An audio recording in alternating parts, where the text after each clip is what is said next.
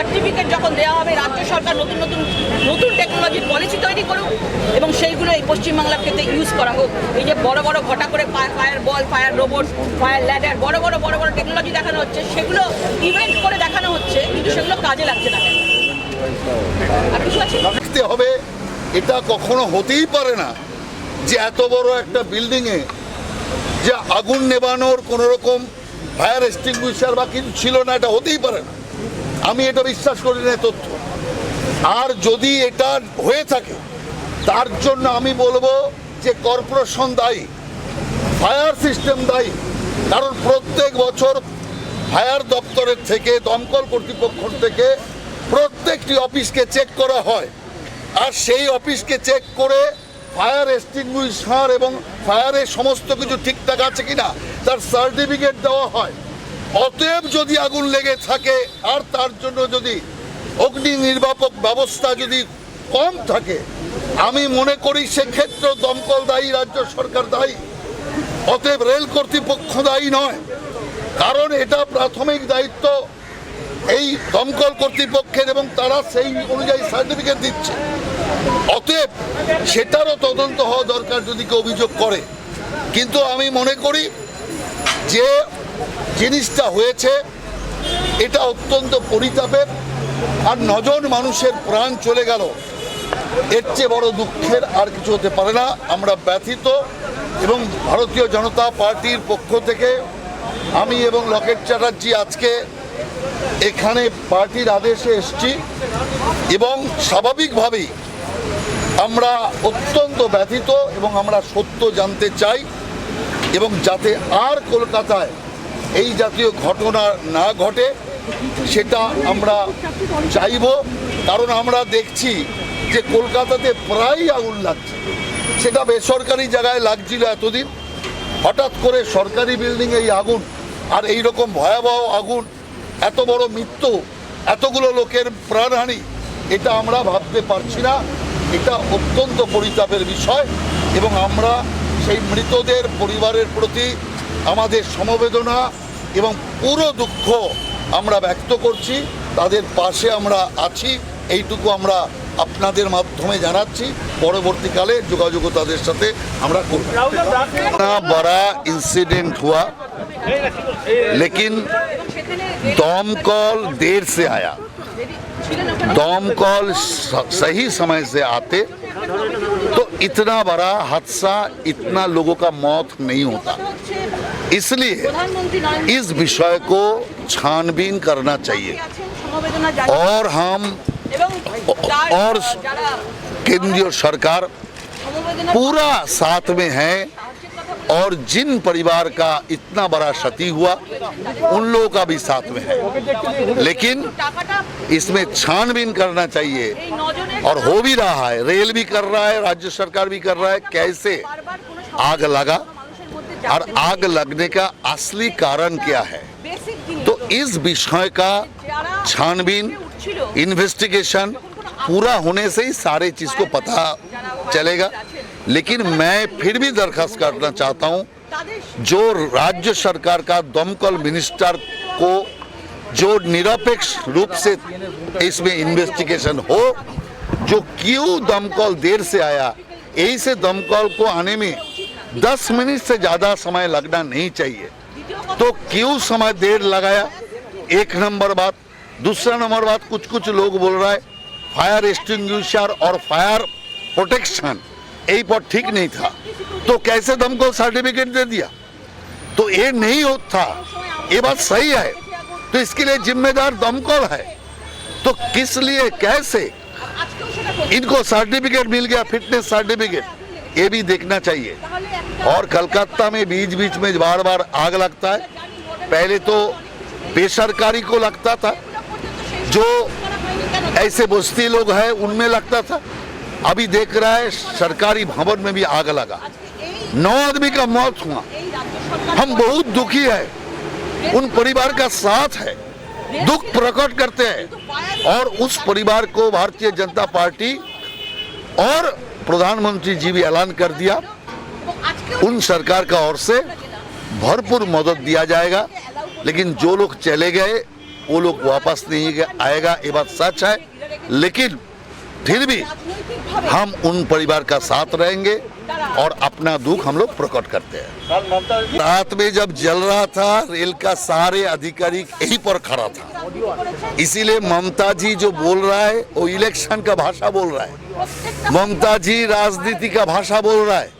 जब इतना बड़ा दुखद घटना हुआ, उस चीज को लेके राजनीति करने के लिए ममता जी को शर्म आना चाहिए। अभी राजनीति में झूठा बात करने का समय नहीं है, जब इतना बड़ा हादसा हो गया। इसीलिए रेल का सारे अधिकारी कहीं पर उपस्थित था और रेल का सारे अधिकारी जब आग जल रहा था पूरा विषय को निगरानी किया और आग बुझाने तक वो लोग यहीं पर उपस्थित रहे। इसीलिए ममता जी और भी जो करे, झूठ ना प्रचार करे, इसको इलेक्शन का मुद्दा ना बनाए। এখন শুনুন, এই বিষয়ে কিছু বলা যাবে না। আমরা ল্যাবরেটরিতে সমস্ত কিছু যা যা কালেক্ট করেছি আমরা ল্যাবরেটরিতে পাঠাচ্ছি, ল্যাবরেটরি এক্সামিনেশন হবে, সেখান থেকে আমরা পুরো ব্যাপারটা আমরা জানতে পারবো। ইলেকট্রিক্যাল শর্ট সার্কিট প্রাথমিকভাবে যেটা মনে হচ্ছে এখান থেকে বলা সম্ভব নয়, কারণ ল্যাবরেটরি এক্সামিনেশন ছাড়া আমরা তো কালেক্ট করেছি, কালেক্ট করে সাইন্টিফিক্যালি বলা যায় না যে এটা এই ধরনের ইয়ে হয়েছে। এটা ল্যাবরেটরি তারপরে সেটা এই টেস্টটা কি ধরনের টেস্ট, মানে যেটা স্যাম্পল কালেক্ট হয়েছে সেটা কি বোঝা সম্ভব, কি বোঝা ওয়ার থেকে আমরা জানতে চাইবো যে ওখানে কোনো ম্যালফাংশন হয়েছে কিনা, ইলেকট্রিক্যাল কোনো শর্ট সার্কিট হয়েছে কিনা, সেগুলো ওরা ল্যাবরেটরিতে এক্সামিনেশন করবে।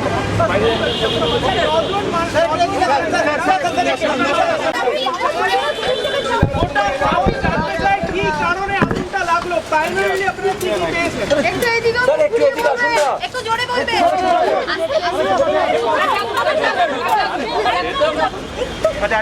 বেরিয়ে আসুক আর যাতে এই যে মর্মান্তিক ঘটনা না ঘটে, সেটাই আমরা চাইছি।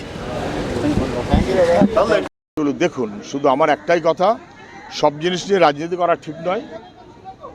রাজ্য হোক, মানে দিল্লি হোক, তৃণমূল হোক আর বিজেপি হোক, এসব রাজনীতি করার অনেক সময় তাদের আছে, কেন করছেন? আমি তো স্টিফেন কোর্টের কথাও মনে করে দিতে চাইছি না, বরঞ্চ এইরকম সময় বিপন্ন মানুষের পাশে থাকাটা আমাদের কাছে জরুরি। আর এই শপথ নেওয়াটা জরুরি যে লম্বা চওড়া কথা না বলে কেন ঘটনাগুলো ঘটছে, যাদের দায়িত্ব ছিল তার সাথে খতিয়ে দেখুন। সে রেল হতে পারে, সে ফায়ার ব্রিগেড হতে পারে। একটা প্রশ্ন উঠে আসছে, সিঁড়ি কেন ব্যবহার করলো না, লিফট কেন ব্যবহার করলো? দেখুন, প্রশ্নটা আমিও করতে পারি। এইরকম সময় যে লিফট ব্যবহার করা উচিত নয়, এটা আমাদের সবার জানার কথা। প্রশ্নটা করাটাই কিন্তু এক নয়। তাহলে ওরা লিফট ব্যবহার করতে চেয়েছিল কেন? হয়তো যেভাবেই হোক তড়িঘড়ি মানুষকে বাঁচাবো এই মনোভাবও থাকতে পারে। তো ফলে আমি তাদের দোষ দেবার পক্ষপাতী না, ইট ইজ অ্যান অ্যাক্সিডেন্ট। এটা দোষ পাল্টা দোষ সময় নয়। কিন্তু নকশা দেওয়া হয়নি তাদেরকে, নকশা বলতে পারবো না, সে বললাম তো। বলেন, তুমি কি বলছিলে? চট্টগ্রামে at Koilaghat, the center of Eastern Railway is very unfortunate and condemnable. Why in such a center of railway the proper safety arrangements are not there? It's very unfortunate that such an accident took place and at least 9 persons are died in the meantime. Whose responsibility should be fixed up by the investigating officers? None should play politics in this. It should not be a part of politics. It should be seen that in Calcutta, lot of incidents are happening. Why is it and how it can be combated should be taken proper care of. মানে আমার কাছে 9টা প্রাণ যে গেল, শুধু 9টা প্রাণ তো নয়, তার সাথে আরো 32টা প্রাণ গেল। মানে আমি এখানে রাজনীতি করতে আসিনি। আজকে মানে পশ্চিমবঙ্গ, কলকাতার মতো একটি শহরে আজকে আগুনের জন্য 9টা প্রাণ যাচ্ছে, এইটা ভাবা যায় না। এবং আজকে এই ফার্স্ট আগুন নয় এই বছরে, কয়েকদিন আগে আজকে রাজারহাটে, সেখানেও গিয়েছিলাম। তার কয়েকদিন আগে নর্থ ক্যালকাটাতে আপনারা দেখেছিলেন, মায়ান বাড়ির পাশে। কেন আগুনগুলো লাগছে আর কেন দমকল এত দেরিতে পৌঁছচ্ছে? কেন দমকল 9টা প্রাণকে বাঁচাতে পারলো না? কেন দমকলের মধ্যে জল থাকে না? এত নিষ্ক্রিয় কেন? এটা তো এমার্জেন্সি সার্ভিস। আর যদি বলেন অ্যাম্বুলেন্সে অক্সিজেন থাকবে না, ব্লাড প্রেশার মাপার যন্ত্র থাকবে না, তাহলে এটা তো আমরা মেনে নিতে পারবো না। আজকে যদি বলেন 1.5 ঘন্টা দেরি করে অ্যাম্বুলেন্স আসবে, তাহলে কি করছিলেন? যেখানে প্রত্যেকটি মিনিট প্রত্যেকটি সেকেন্ড দরকার একটা মানুষের বাঁচার জন্য, তখন কি করছিলেন? জল থাকছে না একটা অ্যাম্বুলেন্সের মধ্যে, এগুলো কি মেনে নেওয়া যায়? মুখ্যমন্ত্রী আর তারপরে কাল রাত্রে এসে মাননীয় মুখ্যমন্ত্রী রাজনীতি করছেন, লাশের ওপর রাজনীতি করতেও ছাড়বেন না। প্রতিটি মুহূর্তে আপনি রাজনীতি করবেন, কার দোষ আমার দোষ নয়, ওর দোষ তার দোষ, তাই করবেন। রাজ্য সরকারের তরফে বলা হচ্ছে যে সময়ে যেটা বলছেন ম্যাপ, সে তো থাকার কথা সাধারণ বুদ্ধিতে, যেটা আমার মনে হয় যে ডিপার্টমেন্টের কাছে থাকার কথা। আজকে কয়েক বছর আগে পার্কস্ট্রিটের মোড়ে যখন সেই বিশাল অগ্নিকাণ্ড হলো, সেই একই জিনিস আপনারা বলেছিলেন, ম্যাপ ছিল না, সিঁড়ি ছিল না। 10 বছর বোধহয় হয়ে গেল সেই কাণ্ডটা হয়েছিল পার্কস্ট্রিটে, তখনও সিঁড়ি ছিল না, এখনো অ্যাম্বুলেন্স দমকলে জল থাকে না, দমকল দেরি করে আসে। 9টা প্রাণ চলে গেল। দিদি প্রাথমিক তদন্তে উঠে এসেছে, জানি না যদি সেটা না হয়ে থাকে সেটাও অন্যায়, কিন্তু সেটা দেখার দায়িত্ব তো সেটা ডিপার্টমেন্ট কি করছে, এমার্জেন্সি সার্ভিস কি করছে, দমকল ডিপার্টমেন্ট কি করছে, মাননীয় সুজিত বোস মহাশয় কি করছেন? মাসের পর মাস তো মোটা টাকার প্যাকেজ পাচ্ছেন, রেমুনারেশন পাচ্ছেন। আজকে এরকম কথা উঠে আসছে, যারা সেখানে গেছিল, যারা মারা গেছে দমকলের লোক, তাদের সেই ট্রেনিং ছিল না। কেন ট্রেনিং ছিল না? পিছনে দরজা দিয়ে ঢুকিয়েছেন তৃণমূলের সমর্থক বলে? কেপেবল লোকদের নিচ্ছেন না কেন? আজকে ইন্ডাস্ট্রিতেও একই জিনিস, দমকলের ডিপার্টমেন্টেও একই জিনিস, সব জায়গাতে একই জিনিস, পিছনের দরজা দিয়ে ইনকেপেবল লোকজনকে ঢোকালে এই কাজই হবে। কিন্তু আমি অন্তত মাননীয় মুখ্যমন্ত্রীর মতো লাশের ওপর রাজনীতি করব না। 9টা প্রাণ চলে গেল, এটা মেনে নেওয়া যাবে না। দিদি আগুনের ক্ষেত্রে নিয়ম হচ্ছে যে লিফটে ওঠারই নিয়ম। আর্থকুয়েক হলে, ভূমিকম্প হলে, আগুন লাগলে লিফট ব্যবহার করবেন না। সেখানে আপনার দমকলের লোক, সুজিত বাবুকে জিজ্ঞেস করবো, দমকলের লোক লিফটে করে উঠছে, তাতে কোনো ফায়ার জ্যাকেটও ছিল না, কোনো ফায়ার সেফটিও ছিল না, সেই মানে সব জিনিসটা কমপ্লিটলি একটা callous attitude, complete callous attitude. Crore crore টাকার বাংলা নিজের মেয়েকে চাই, এই অ্যাডভার্টাইজমেন্ট করার জন্য পয়সা থাকে, মানে আছে তার জন্য। কিন্তু জোড়াবাগানে যে 9 বছরের মেয়েটি, তাকে ধর্ষণ করা হলো, জোড়াবাগানে কোনো সিসিটিভি ক্যামেরা নেই, পয়সা নেই, তো রাজ্য সরকারের পয়সা নেই। সেরকম দমকলের মানুষগুলো যারা নিজের লাইফ রিস্ক করে যাচ্ছে, তাদের জ্যাকেট কিনে দেওয়ার মতো পয়সা নেই কলকাতা কর্পোরেশনে। অগ্নিকাণ্ড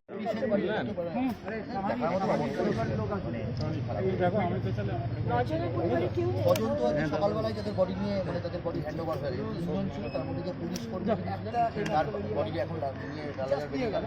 2 জনের বডি রয়েছে, তাদের এখনো বাড়ির লোক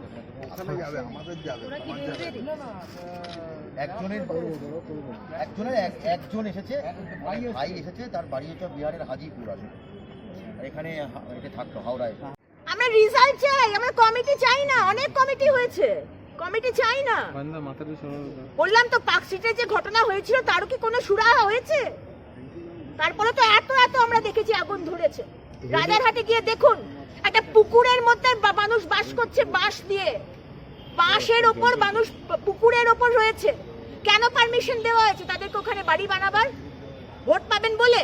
বিল্ডিং যার পজিশনে আছে অর্থাৎ রেল, তার বিরুদ্ধে কলকাতা পুলিশ তারা ইতিমধ্যেই মানে হেয়ার স্ট্রিট থানা সুমোটো কেস রুজু করেছে এবং গোয়েন্দা বিভাগ তারা ইতিমধ্যেই সেখানে সেই মামলাকে টেক অফ করেছে এবং সেই মামলার তদন্ত শুরু করেছেন গোয়েন্দা। আপনার রিয়াকশন?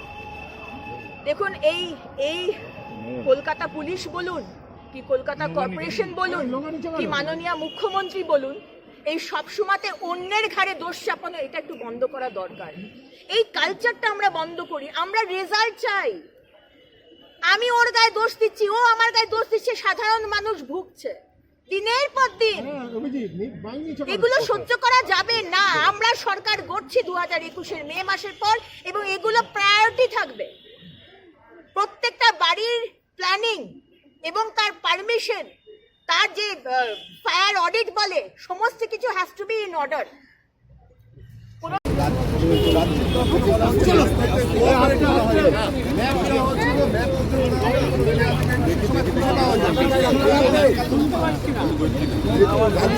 অভিযোগ আনা হচ্ছে, অপারেশনই করা হয়নি। কোনো সহযোগিতাই এলাকার যে করা হয়নি, রাজ্যের কাছে অভিযোগ আনা হচ্ছে। মুখ্যমন্ত্রী যে বলছে ডিউটি শিফট করা এটা যাদের কাজ তারা করবে, আমরা ডিউটি শিফট আমরা রেসপন্সিবল পলিটিক্যাল পার্টি যেটুকুনি জায়গায় আমাদের কোনো ঘাটতি থাকলে আমরা শেয়ার করবো। জেলের বিরুদ্ধেই মামলা করা হয়েছে, ডেথ ডিউ টু নেগলিজেন্স। এখন তো মামলা করাটা ওদের হাতের মধ্যে পড়ে, যাকে বলি তার বিরুদ্ধে মামলা করতে পারি। আমরা কিন্তু এখানে কোনো জায়গায় কাউকে ডিউটি শিফট করতে আসি, আমরা এখানে দেখছি হুইজ থ্যাংক ইউ। আমরা যদি ঘুরে যাই তারপর যারা যারা পথ আছে সবাই আসবে। এটাও আমরা মনে করি যে খুবই নিন্দনীয় যে তার ঠিক পরেই আজকে এটাকে রাজনীতিকরণ করার জন্য যে প্রচেষ্টা চলছে সেটা খুবই নিন্দনীয়। কিন্তু এই ধরনের ব্রেন গেম করতে গেলে সব তথ্য নিয়ে করতে হয়। আমরাও একটা তথ্য যেটা আছে একটু ঘুরে যাবে, আজকে দমকল আসতে ঠিক মতো ল্যাডার, এই ধরনের হাইটের ল্যাডার কত দেরি হয়েছিল, সেই ধরনের ছিল কিনা, দমকল বাহিনীর ট্রেনিং ছিল কিনা, এটা একটু অস্বাভাবিক। যে লিফট একটা এখানে লিফটে করে কেউ যে যাচ্ছে সেটা একটা অস্বাভাবিক, এবং লিফটেই দুর্ঘটনা হয়েছে ন্যাশনালে করেছি দমকল বাহিনী। সেটা স্বাভাবিক একটা প্রশ্ন যে তাদের কী ধরনের ট্রেনিং হয়েছে, তাদের কী ধরনের ইকুইপমেন্ট ছিল, এই প্রশ্নগুলো কেন আগুন শুধু কেন্দ্রীয় সরকারের অফিসে হয় না, আগুন হচ্ছে কলকাতায় অনেক জায়গায় অনেক ধরনের সবসময় ট্রেন এটা কি ছিল, এই যে প্রশ্নগুলো আছে, কিন্তু এগুলো আমরা স্বাভাবিক মতো এটাকে পরে আমরা ঠিক আছে।